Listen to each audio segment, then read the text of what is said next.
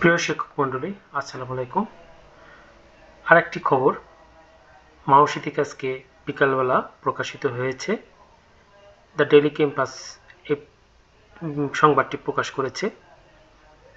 আরও 12,000 শিক্ষক কর্মচারী বেতন চলতি সপ্তাহে।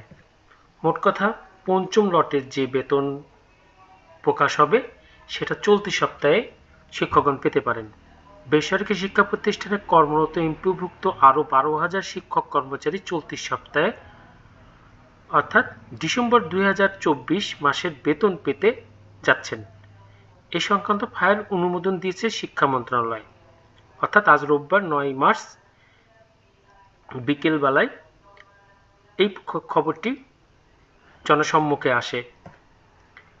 মাওসীর অর্থ ও ক্রয় উইংয়ের এক কর্মকর্তা জানান, পঞ্চম ধাপে অর্থাৎ পঞ্চম লটে 12,000 শিক্ষক কর্মচারী যারা বেতন বঞ্চিত হয়ে আছেন বিভিন্ন কারণে বেতন পাবেন। চলতি সপ্তাহে তাদের ডিসেম্বর মাসের বেতন ব্যাংকে পাঠানো হবে।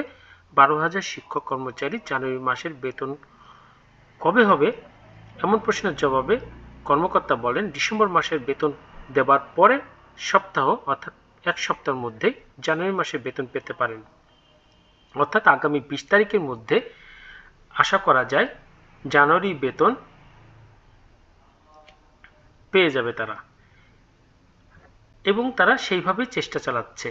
এবং ঈদ বোনাস বেতন যেটা 12 তারিখের মধ্যেও একটি প্রকাশ হওয়ার কথা আছে, পেয়ে যাওয়ার কথা আছে। এখন যে কথাই বলুক না কেন, না পাওয়া পর্যন্ত আসলে ঠিক করে সবকিছুই বলা যাচ্ছে না।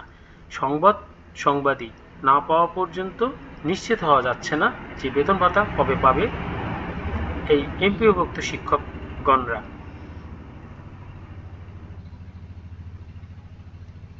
তো প্রিয় শিক্ষক মণ্ডলী, আজকে এই পর্যন্তই। ভালো থাকবেন সবাই।